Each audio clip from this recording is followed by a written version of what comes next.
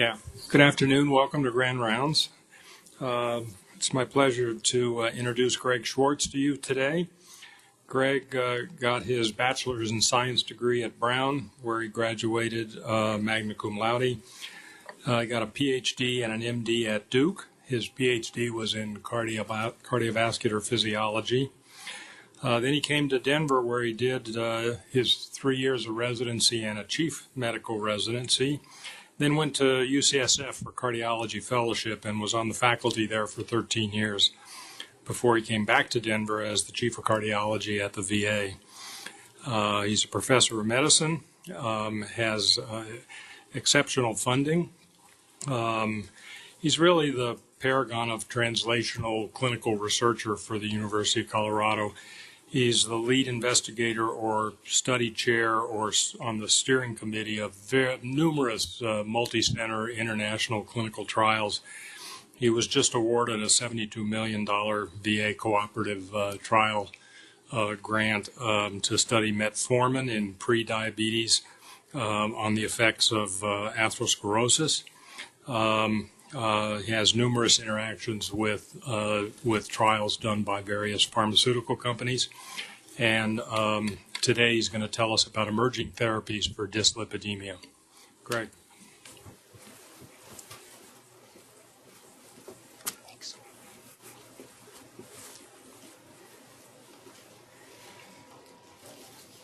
Okay, thanks very much, Rick. I really appreciate that great gracious introduction, and thank you everyone for sharing the lunch hour to hear a little bit about what's ahead in lipidology, or at least one person's perspective on this. So I think the quarter century or so preceding last year in clinical lipidology could be summarized by this picture. We were wandering in the desert for a long time. And what were we searching for? Well, in 1987, the first statin was approved. And it took 27 years of wandering until last year to identify anything added to statins that would provide incremental cardiovascular benefit. And in 2015, and last year, we had two sentinel events in lipid management, I think, that kind of broke up the logjam in this field. The first was the publication of the Improve It trial, which compared simvastatin monotherapy with simvastatin with ezetimibe and showed, as you can see from the graph on the right, a modest but significant reduction in events when this cholesterol absorption inhibitor was added to statins. And the significance of this really was twofold. It was, as I said, the first trial to demonstrate any improvement in cardiovascular outcomes with anything added on top of statins. And it also supported the hypothesis that LDL cholesterol lowering beyond the levels achieved with statins would be beneficial.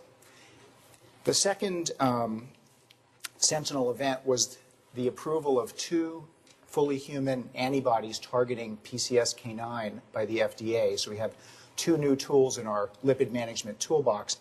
And we'll spend a large part of the hour discussing what PCSK9 is and how its inhibition may or may not be clinically useful.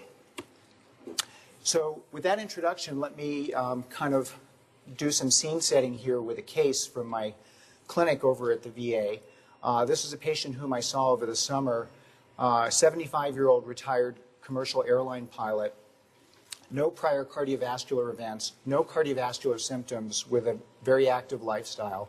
However, brittle diabetes requiring an insulin pump, hypertension, a coronary calcium score of 682, non-obstructive disease in his carotids, a lipid panel on fish oil only that showed an LDL cholesterol level of 124, HDL of 39, and a triglyceride level of 53.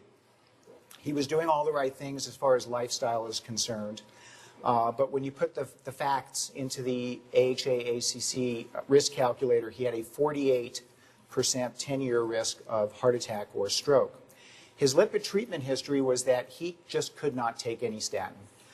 He had intolerable muscle pain with CK elevation, with 4 different statins tried at their lowest approved doses. He had GI intolerance to a bile acid sequestrant, and he had muscle symptoms, although without CK elevation on ezetimibe. So what would you advise a patient like this with the facts as presented? No further action? Resume ezetimibe and live with the muscle pain? Try niacin? Or start a PCSK9 antibody to try to reduce atherogenic lipoprotein-related risk? So we'll come back to this case a little bit later on. So what I want to cover in the next 45 minutes or so are the prospects for new lipid-modifying therapies as we stand here in 2016. And we'll talk a little bit about opportunities in each of the three principal lipoprotein categories, LDL, HDL, and triglyceride-rich lipoproteins. There is a fourth, lipoprotein little a. Bob Eckel is going to be speaking on this in a couple of weeks at Grand Rounds, so I'm not going to foray into that area today. So with LDL, we're going to talk a little bit about PCSK9 inhibition. Will it lower cardiovascular risk? With regard to HDL, why did the previous approaches fail? And are there new approaches that hold promise? And finally, triglyceride-rich lipoproteins. What's the evidence that they contribute to atherosclerotic risk? And what novel approaches are there to their management and reduction? So we'll talk a little bit about PCSK9 first. We'll talk about its function. We'll talk about its genetic validation as a target and therapeutic approaches to its reduction. Before we get into the mechanistic details, I think it's worth just pointing out what a remarkable translational bench-to-bedside story this target has proven to be. So the mere existence of the protein was not known until 2003 when it was discovered in two labs in Canada and in France. Very shortly thereafter, genetic validation of this protein as a potential target was evidence, and I'll show you some of that data. And once that genetic data was out there, pharmaceutical companies embarked on a very fevered development program for inhibitors, and what's come to the fore have been monoclonal antibodies, which entered phase 3 trials in 2012, were approved, as I mentioned, last year, and we expect the first results from the outcomes trials next year. So simply stated, PCSK9's function is to promote the degradation of the LDL receptor, specifically on hepatocytes, and reduce the clearance of LDL from the circulation. So the other side of that coin is if we inhibit PCSK9, we would expect to increase the density of LDL receptors on hepatocytes, promote the clearance of LDL from the circulation, and lower circulating LDL concentrations. So this is shown here on this slide and the two following slides in some cartoons that we developed. And what you can see here, this is a hepatocyte. On the surface of the hepatocyte, you can see LDL receptors here, these curly maroon-colored structures, LDL particles in circulation in the bloodstream. And what happens in the absence of PCSK9 is that there is a binding of LDL to the LDL receptor. The complex is taken into the hepatocyte by endocytosis, and in the acidic environment of the endosome, the LDL receptor is actually released to go back to the hepatocyte surface and pick up another cargo of LDL, and the LDL particle itself undergoes lysosomal degradation in the hepatocyte. Now, when we introduce PCSK9 into the picture, things change a bit. So it's synthesized in the hepatocyte, secreted into the circulation, and now PCSK9, these crescentic pink structures in the cartoon, can form a triple complex with an LDL particle and the LDL receptor.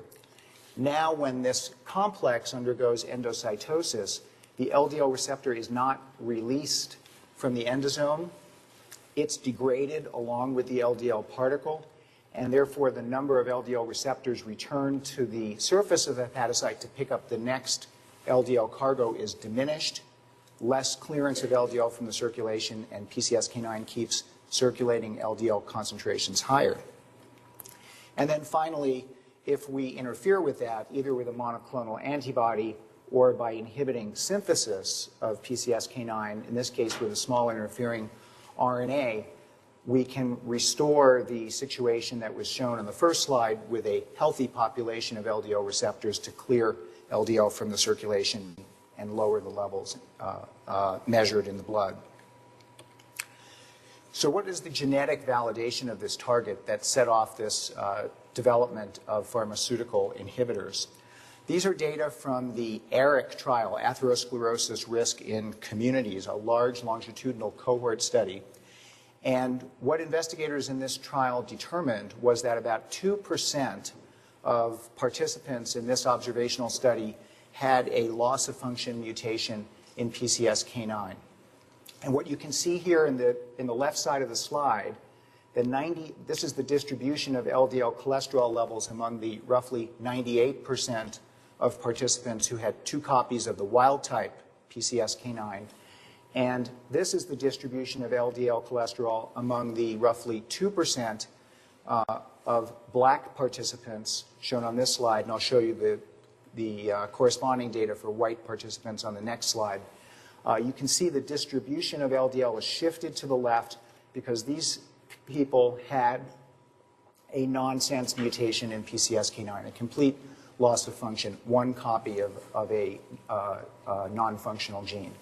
And the interesting finding was when those participants were followed over a period of 15 years, the people who carried this nonsense mutation had an 85% lower risk of incident cardiovascular disease. Similarly, among the white participants in this ARIC study, 2% of them carried a missense mutation, which did not cause as much of a shift to the left in the distribution of LDL cholesterol, but still some. And you can see that was accompanied by about a 50% reduction in 15-year cardiovascular risk. So this set off development of pharmaceutical inhibitors, and currently we have seen 4 monoclonal antibodies in various stages of development. The first 2 are FDA approved. The third one, development was just halted last week because of the observation of anti-drug antibodies and attenuation of effect over the long term. And there's a 4th one that's still in development. There's also a small interfering RNA to this target, which is in phase 2, and small molecule inhibitors that are in phase 1. So what are some of the potential clinical applications of PCSK9 inhibitors? I think they can be put into 4 categories. First, treatment of patients who fail to reach LDL cholesterol targets with a statin.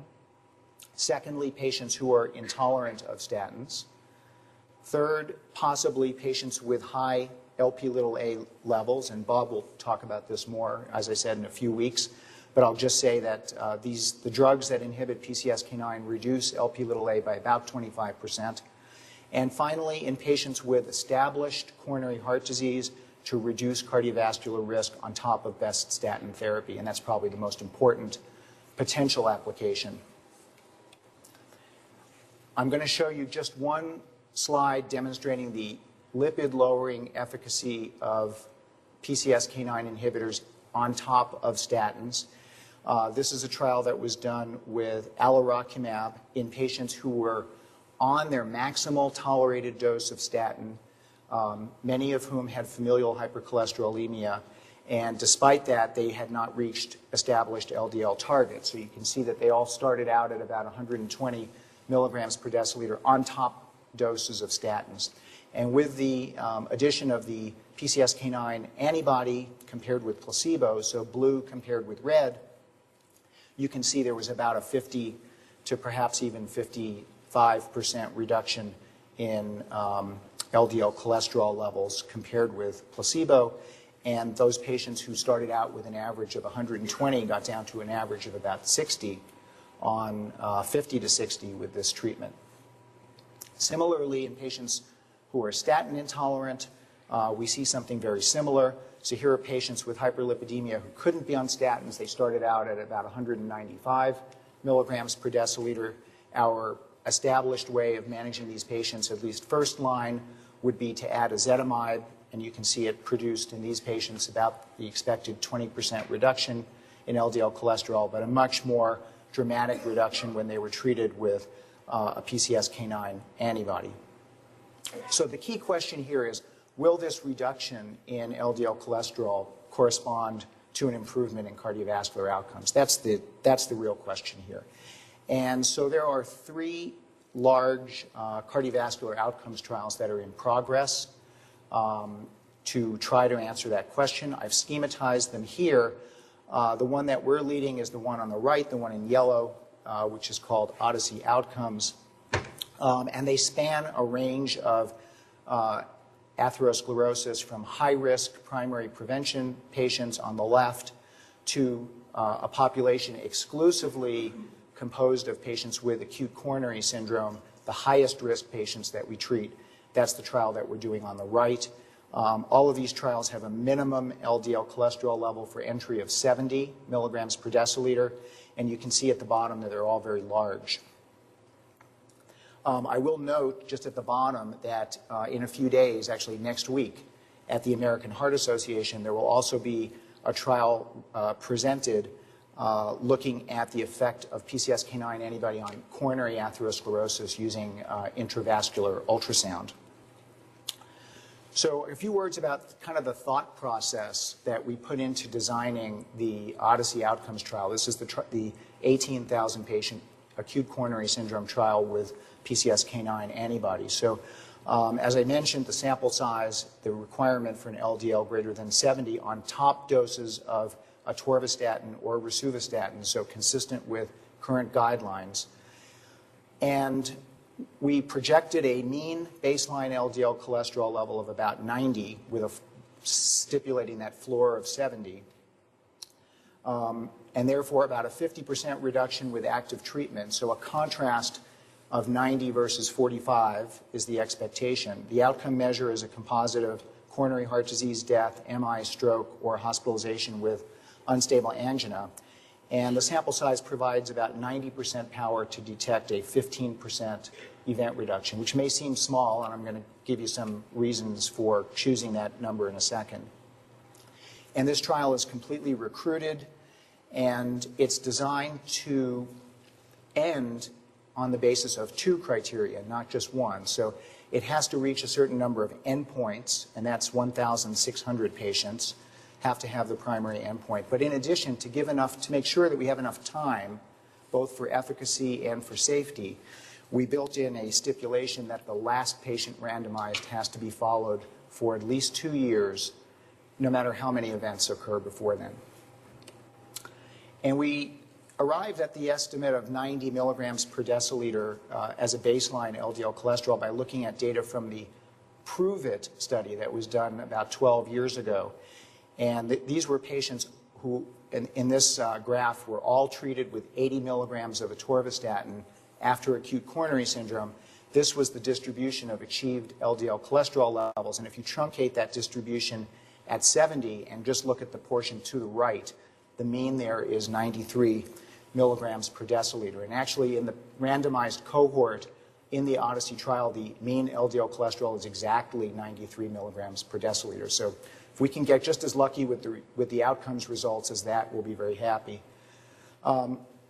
What kind of risk reduction could we expect with this intervention? So to try to gauge that, we looked at a meta-analysis of 38,000 patients, all treated with statins in 8 large statin trials, and looked at the relationship between cardiovascular outcomes and the achieved LDL cholesterol levels, and superimpose on that data the red, which is the expected levels in the placebo group and in the active treatment group. And if you look at those 2 bars and compare them, one would come to the conclusion that there'd be about a 20% risk reduction if this relationship were followed. So to be conservative, we projected about a 15% risk reduction. So just to get back to our case, which pertains to what we've just discussed, remember, this was a 75-year-old with very high cardiovascular risk who had not yet had a cardiovascular event and was completely and indisputably statin intolerant. He was started on evolocumab, 140 milligrams twice a month, and his LDL cholesterol fell from 124 to 52, pretty much according to the script, and to date has had no adverse effects with that treatment. So I'm going to leave LDL cholesterol now and turn our attention to HDL. And I would draw the analogy that if LDL is arithmetic, HDL is calculus. It's a much more complicated lipoprotein particle. Not only in terms of its apolipoprotein constituents, which include ApoA1, ApoA2, ApoCs, and ApoE, but also, as you can see at the bottom, that it carries a cargo of 50 to 100 proteins, the functions of which in the particle are as yet only partially understood.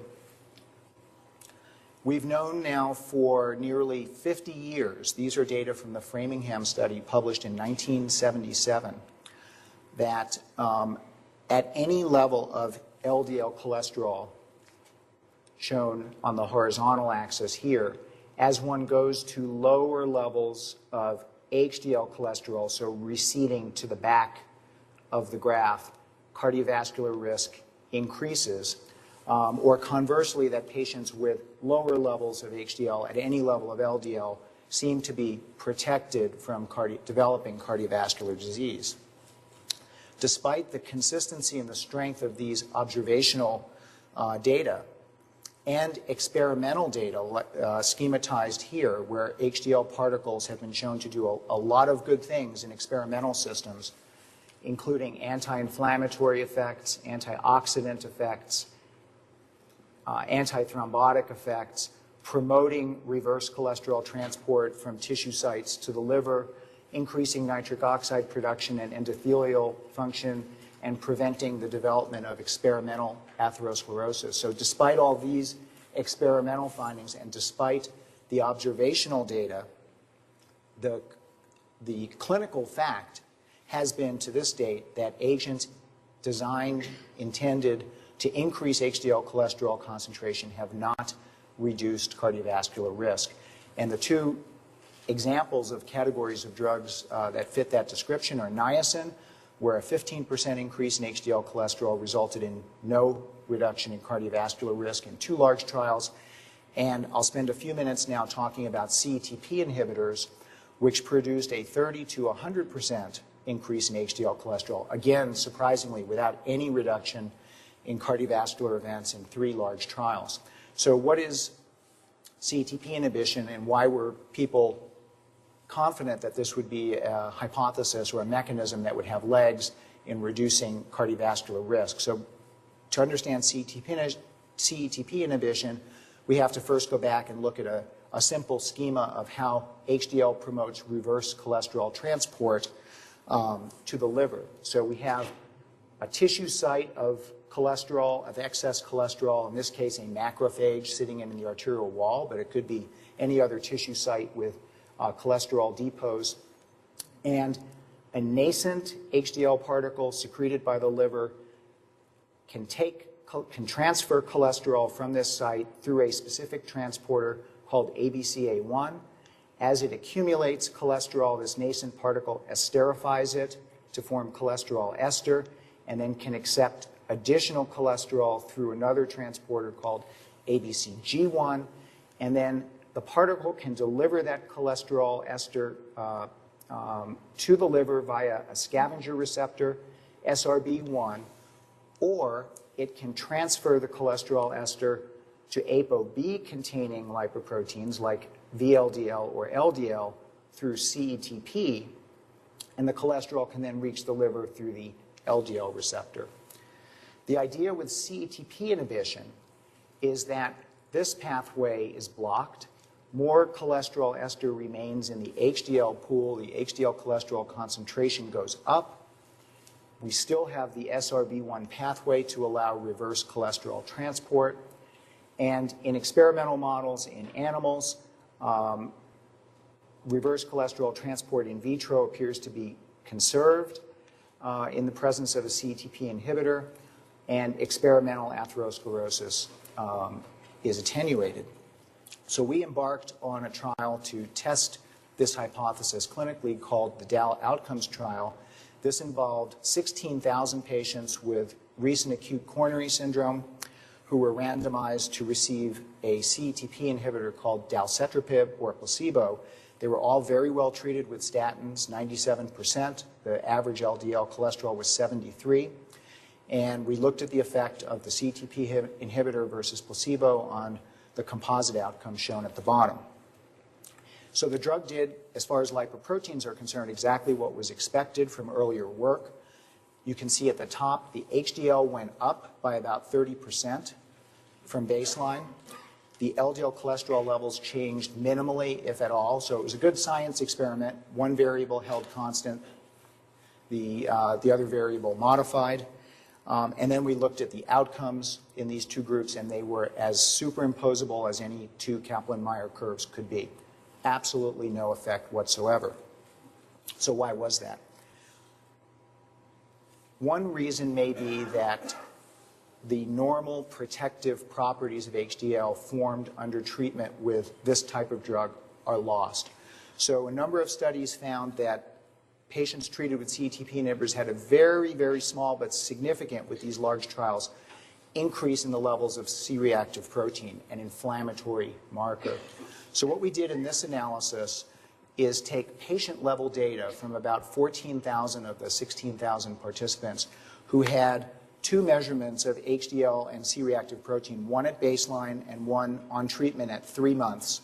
And what's plotted here are individual patient data and the regression lines through those data with the change in HDL on the horizontal axis from baseline to month 3, and on the vertical axis, the percent change in C-reactive protein. So you can see the cloud of blue points, these are the dalcetrapib patients, are to the right to higher HDL levels as expected from the preceding slide. And the red cloud, placebo, is pretty much centered at no change in HDL cholesterol. But there was a range, obviously, in both groups. And when we plotted the regression lines, you can see that in both cases, if your HDL rose from baseline to 3 months, CRP went down. That's manifest by a negative slope in these regression lines. But the slopes of the regression lines for these two treatment groups were very different, markedly attenuated in the dalcetrapib groups, that there was much less of a benefit in terms of CRP going down for a given increase in HDL cholesterol. So we think this may mean that the HDL formed was dysfunctional and may not have been able to provide a vascular benefit as one might expect from observational data. So when we think about HDL today, more and more we're thinking about improving HDL, assessing and improving HDL function, not just the concentration of particles. If the particles are dense, if there are a lot of particles in the circulation but they're not moving, they're not carrying their cargo effectively to the liver to deliver cholesterol and reverse cholesterol transport, it may be a much less optimal situation than having even fewer particles, but they're moving fast down the highway of reverse cholesterol transport. And in fact, in vitro assays suggest that the HDL particles in our patients with established coronary disease are dysfunctional, even in the absence of drug treatment, compared to particles from normal, healthy subjects. So this is a standardized in vitro assay to assess the potential of HDL particles to accept cholesterol from a tissue source. So what's done is you have a immortalized human macrophage cell line. Those macrophages are loaded up with tritiated cholesterol. Then they're incubated with patient plasma for 24 hours. And you measure the radioactivity that's transferred to the HDL fraction in the plasma after this period of incubation. And you can see here in a study done by Dan Rader, who was here as a visiting professor about 2 years ago, that compared with patients without coronary heart disease, patients with coronary heart disease had a significant reduction, not zero, but a significant reduction in HDL efflux capacity. And this has been corroborated in multiple studies since this time. So why is this function perturbed? This is a complicated slide. Don't try to read anything on it. I present it for one reason, simply to get back to this question of complexity in the HDL particle. So on the left side of the slide in green are a list of some of the proteins known to be reduced in concentration in HDL in patients with coronary disease compared with healthy controls. Conversely, on the right, the red, a list of proteins that are increased in concentration in HDL from coronary disease patients compared with healthy controls. So very complex, very difficult to sort out which change is responsible for what functional effect.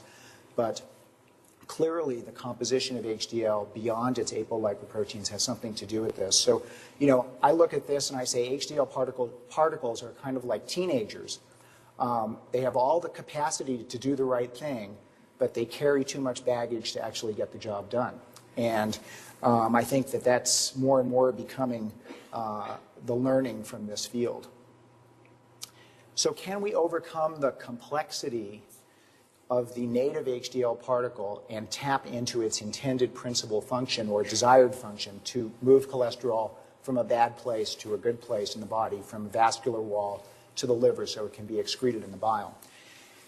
And an approach to this now is to use simple engineered manufactured HDL mimetic particles.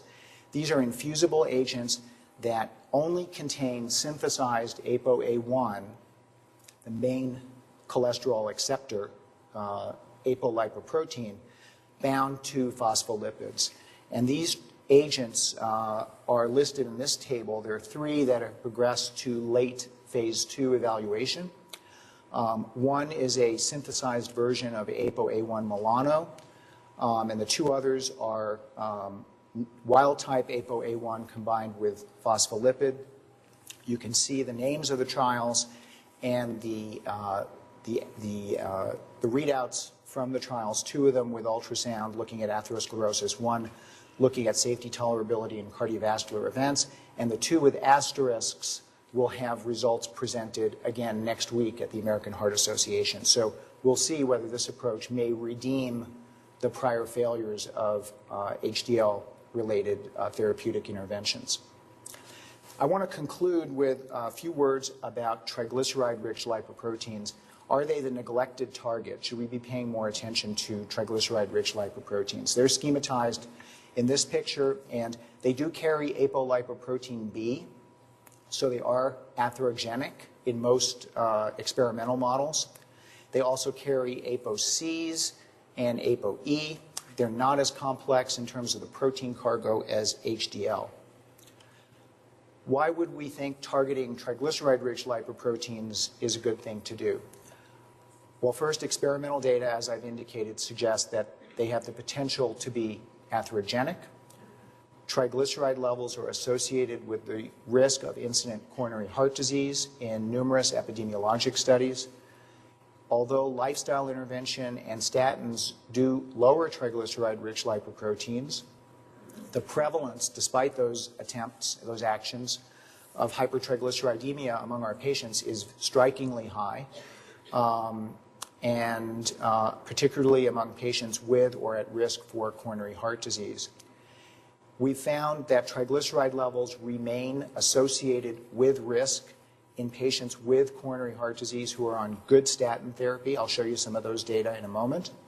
And there's some evidence to suggest that lowering triglyceride-rich lipoproteins can reduce cardiovascular risk, although that's a story that's not completely written yet. So here's an analysis that we did a year or so ago, looking back at a trial that was actually done more than 15 years ago. On the left, this was a trial of patients with acute coronary syndrome. The data here are all from patients who were treated with 80 milligrams of atorvastatin right out of the gate after acute coronary syndrome. And on the left, you can see the short-term, just 16 weeks of follow-up in these patients broken down by tertile of baseline triglycerides. And the story is obvious here. There's a strong graded relationship, even as indicated at the bottom, even after adjustment for age, sex, diabetes, hypertension, smoking, HDL levels, body mass index, all the things that are known to vary with triglycerides.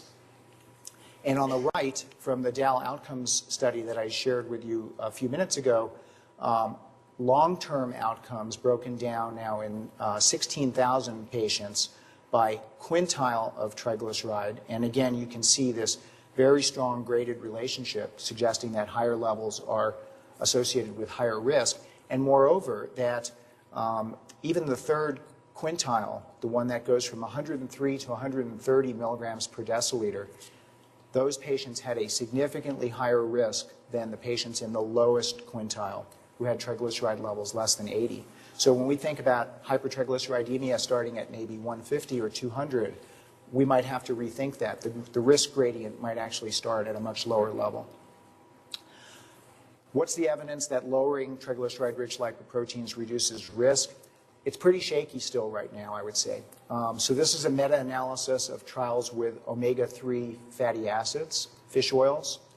And you can see there are 3 trials with results that were significantly favorable for the fish oil arm, shown on the left. But overall, when these trials are looked at in aggregate, the red at the bottom, it's a null effect of using fish oil. But if you break it down by triglycerides either less than or greater than 150 milligrams per deciliter, it does look like fish oil may have some benefit among patients who start out at high levels, shown at the bottom in red. And similarly with fibrates, the data have been mixed, but if you do a meta-regression analysis of large fibrate trials shown here, it does appear that triglyceride reduction, when triglyceride reduction is robust, shown to the right of the regression line, the odds ratio for an adverse cardiovascular event are reduced. And when triglyceride reduction is modest, the trials on the left, an effect is much more difficult to discern. So this is still an area of some uncertainty. But I think that uncertainty will clear up in the next few years because we have a number of new and potentially very exciting approaches to treat triglyceride-rich lipoproteins. So probably the most conventional of these are potent synthesized omega-3 fatty acid derivatives, and 2 of them are in large cardiovascular outcomes trials with close to 20,000 patients each. They should report results next year or perhaps 2018. A new target that's drawn a lot of excitement is angiopoietin-like protein 3, or ANGPTL3. Inhibition of this target results in a substantial reduction in triglyceride-rich lipoproteins, also a reduction in LDL cholesterol and HDL cholesterol. And what I'll spend the last couple of minutes discussing is antisense oligonucleotide to one of the apolipoprotein components of triglyceride-rich lipoproteins, and that's ApoC3. So another picture to try to explain mechanism, ApoC3 can be considered the foot on the brake pedal for the clearance of triglyceride-rich lipoproteins. So ApoC3 acts to inhibit the action of lipases.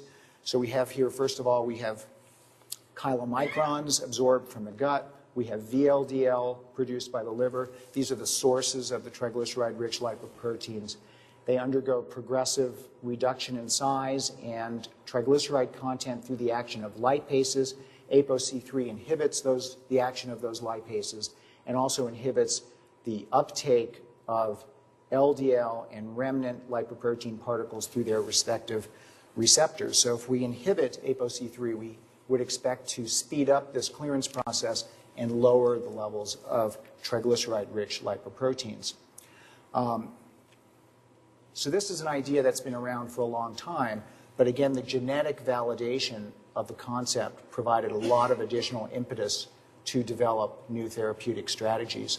So about 2 years ago, there were a pair of back-to-back articles in the New England Journal looking at the impact of loss of function mutations in ApoC3, again in large observational cohorts, and their relationship to cardiovascular risk. So this one that I'm going to share with you is from the Copenhagen City Heart Study in Denmark, and they found a small, very small number of participants in this observational cohort study who were heterozygous for loss of function mutations in ApoC3. So there were about 75,000 participants altogether, and about 260, very small number, had a loss of function in ApoC3, and that was associated with about a 40% lower level of circulating triglycerides. When they looked at the accrual of cardiovascular disease events in this cohort over many years, they found that the small number of patients with the loss of function mutation, shown in green, had delay in the appearance of cardiovascular disease later in life compared with those who had 2 copies of the wild type, shown in red. So this is, this takes out the environmental, nutritional aspects of whether triglycerides are causal or coincidental to disease, and provides a strong support for the idea that this truly is a causal mechanism of atherosclerosis and its consequences. So with these genetic data, it set off another quest for tools to tap into this effect. And the one that has proven to be most promising is antisense oligonucleotide inhibition of ApoC3, which is now in phase 2 evaluation and has been tested in patients with hypertriglyceridemia. So the next slide shows data with this antisense oligonucleotide. It was injected every 2 weeks, actually weekly in this study, at the blue arrows at the bottom. And you can see at the top various doses of the antisense oligonucleotide. And if you look at, for instance, the highest dose, the maroon color, 300 milligrams subcutaneous, about less than a 1 ml injection volume once a week, this resulted in about a 75% reduction in the ApoC3 levels in circulation, and correspondingly about a 75% reduction in circulating triglycerides. And these were patients who started out very, very high. So this approach so far has not been tested as far as cardiovascular outcomes is concerned, but would be a very promising tool in the future. So I'll conclude and look forward to answering some questions. We have new therapeutic approaches targeting each of the principal lipoprotein classes, but the key question that I think will be answered in the next 2 years in each case is whether these new approaches will deliver results in terms of improved cardiovascular outcomes for our patients, which is really the goal of therapy in almost all of cases. So thank you for your attention, and now I look forward to some questions.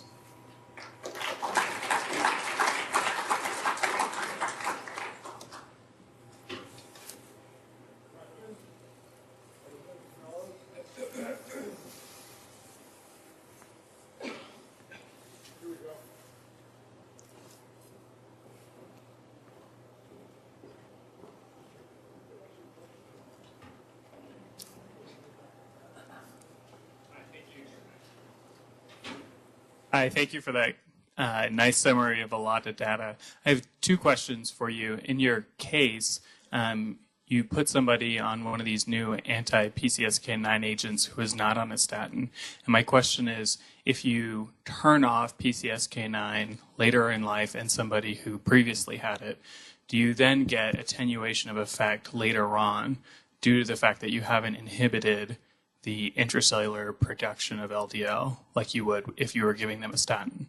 And the second question is just with the cost of these drugs, whether or not it seems like there's going to be a high standard that you're going to have to meet to determine whether or not they'll be cost effective.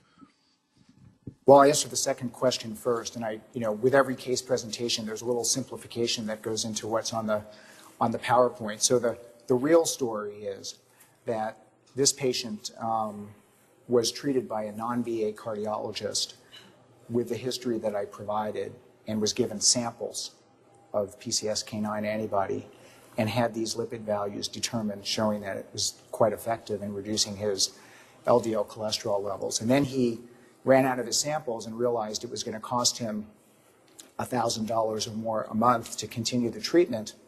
And that's when he found his VA card in his wallet and came to see us.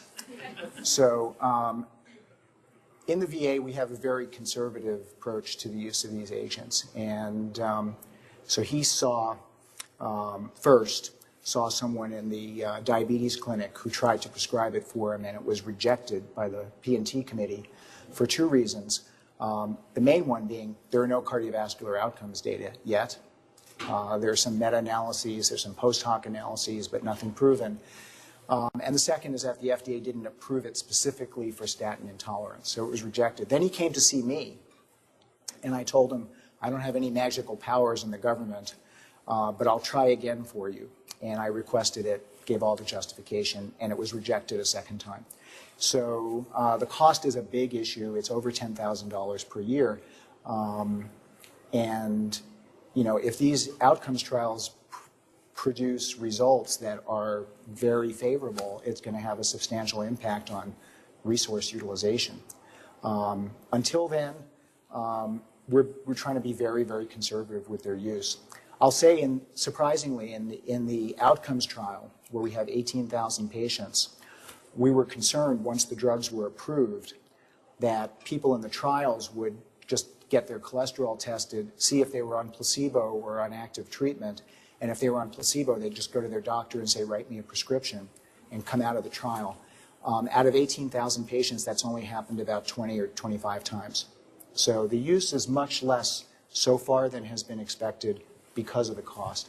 The first question is, if I understood correctly, is there something permanent that's done if you inhibit PCSK9 with the antibody? If you stop the antibody, the effects go away in a month and you're back to normal. The one thing I didn't mention in the talk, but it's important to keep in mind, is that statins increase the levels of PCSK9. And so when you treat someone with a statin, one of the things that's holding back the potential for the statin to reduce LDL cholesterol levels is the fact that there's upregulation of PCSK9. When you take that out of the picture with an inhibitor, it may actually be the statin that's doing a lot more of the heavy lifting in terms of lowering the LDL levels. So I hope that answers your questions. Is that a dose-response relationship? There is a dose response with these drugs. One of them was approved with 2 doses, one was approved with a single dose. And the single dose can be given, agent can be, actually both of them were approved with 2 doses. The higher dose of one of them is high enough to be given just once a month. Yeah, great talk. Is this on? So a couple of questions. One, thanks for your leadership role in Odyssey Outcomes, by the way. It's an incredibly important trial. So the first question relates to your JACC paper and press with the HSCRP analysis in the Dow Outcomes trial. Was there, I'm sure you've looked at this, was the change in HSCRP, did it relate to the outcome at all? Either in the Yes. Yes. So it's a very perceptive question, Bob, and thanks for asking it. So patients in either treatment group who had increasing, rising CRP levels had a poorer outcome. Patients who had increasing HDL concentrations there was no effect of HDL change on outcome in either treatment group. Obviously, the dynamic range was much greater in the dalcetrapib group. So if your CRP is going up after an acute coronary syndrome, that's not a good thing, whether you're treated with placebo or dalcetrapib. Is LDL still a surrogate for FDA approval? In other words, ETC 102 or bempedoic acid is kind of in the pipeline as another LDL reducing therapy that maybe is a bit better than ezetimibe, but it's not going to be in the range of the PCSK9s. What are your thoughts about whether the FDA should change its posture on LDL as a surrogate? Yeah. You know, it's a good question. I think as far as the ETC 1002 that Bob mentioned, this is a small molecule inhibitor of an enzyme called ATP citrate lyase, which is responsible for fatty acid synthesis. So I think with a small molecule inhibitor that could be doing lots of other things besides the intended function to reduce hepatic fatty acid synthesis and lipoprotein packaging and secretion. I don't sit on an advisory panel. I would be surprised if they would approve that without an outcomes trial. Something like PCSK9, I think even though the antibodies are exquisitely targeted to one protein, it was very surprising, I think, to me, and Will Hyatt wrote an editorial in the New England Journal about this, that, is this the approval process gone awry? Has the train gone off the tracks? Are we too soon? Did we act too soon to approve these agents before we know if they affect hard outcomes? So I think it will vary. I don't think LDL is going to be the fact that a drug lowers LDL cholesterol is not going to be sufficient, in my estimation, for its approval. One final brief question. There's one CETP inhibitor still out there. Yes. What are your thoughts about anacetrapib? Well, we were surprised this morning, and I'm willing to be surprised by anacetrapib as well. So, No relationship. Right? no relationship. No. Yes, I think there was a question over here. Yeah. So Do you want the microphone? I can talk about Okay. it. My question is, are there other functions for PCSK9? Is there, presumably there's some evolutionary selection advantage for it, so are there other consequences to inhibiting? Yes, that's a great question. And it's a question with an evolving answer. So, as is so often the case, every time you think you're smart, you find out you're not. And so for the first, I would say, 8 or 10 years after the discovery of this protein, people were saying it has only one known function, and that's to regulate LDL receptor density on hepatocytes. Well, it's clearly not the case. It's expressed in a variety of tissues, and it may affect things like beta cell, insulin sensitivity, and insulin secretion. It has expression in the brain, and its inhibition, if something were to cross the blood-brain barrier, a therapeutic agent were to cross the blood-brain barrier, could affect the handling of other cell surface receptors, specifically those that clear the ApoE receptor. So that could have an impact on neurodegenerative processes. In genetic knockout models, there's an impact on brain development. So if you inhibited this in if someone were treated with an agent like this and, say, a woman became pregnant, there could be unknown consequences to a fetus. So you're absolutely right. The complexity of this is just beginning to be understood. And you'd say, well, why is it expressed in all these tissues, and what's the reason for that teleologically? And I think it comes down to the fact that intracellular cholesterol, if present at too high of a concentration, is toxic to cells. So cells need a mechanism to keep intracellular cholesterol levels in check and balance.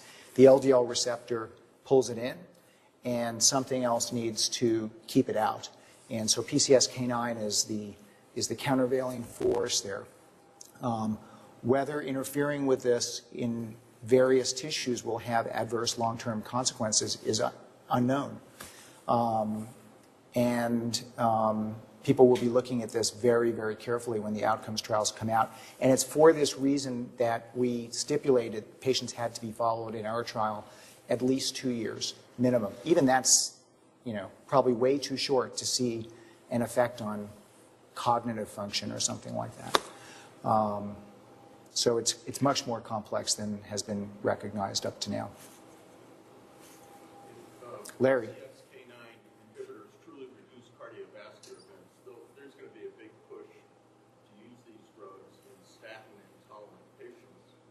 And yet the organized experience in the Harvard hospitals and with many of the N of 1 patient-controlled trials show that most statin-intolerant patients aren't statin-intolerant.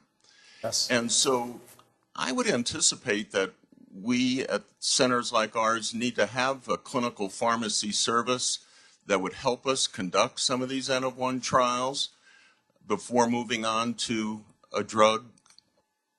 I couldn't agree with you more. I think all of us, in our practice, probably, and excuse me for saying it in a way that's not intended to be dismissive of what a patient feels in any way, but I think it's fair to say most of us probably have thought to ourselves there are two types of statin intolerant patients: the ones who have statin intolerance and the ones who are crazy. And I think this has been borne out, as you said, in trials. And specifically what Larry is referring to are trials where for the PCSK9 antibodies, they took patients who endorsed statin intolerance muscle symptoms that prevented them from taking statins, and then they went through a double-blind crossover period before they were tested with the PCSK9 agent or a placebo, and that double-blind crossover period was they were randomized to blinded placebo and statin, and only about a third of the patients had a concordant response where when they were randomized to placebo, when they were in the placebo phase of randomization, they said, I have no symptoms. And when they were on the statin, they said, yes, the symptoms are back. The rest of the patients either had no symptoms in either phase of the crossover, or they got it backwards, or they had it with both agents. So you're absolutely right.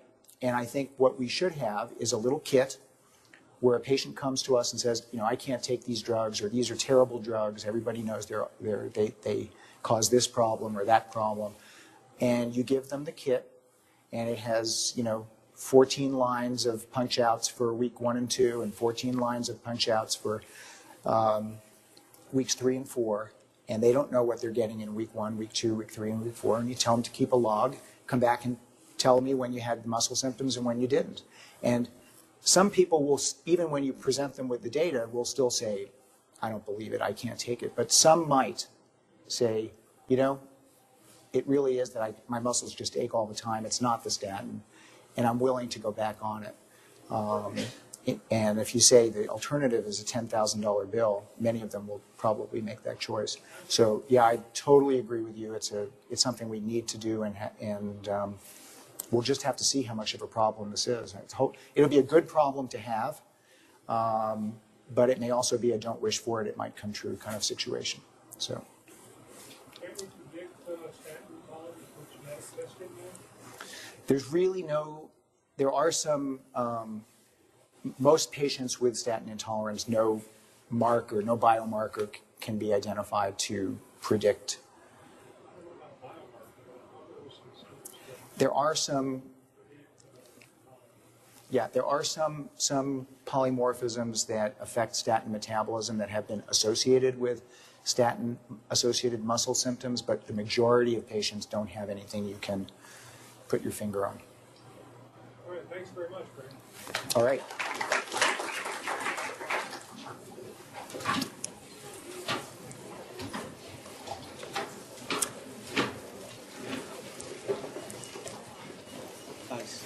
Good job, Greg. Thanks.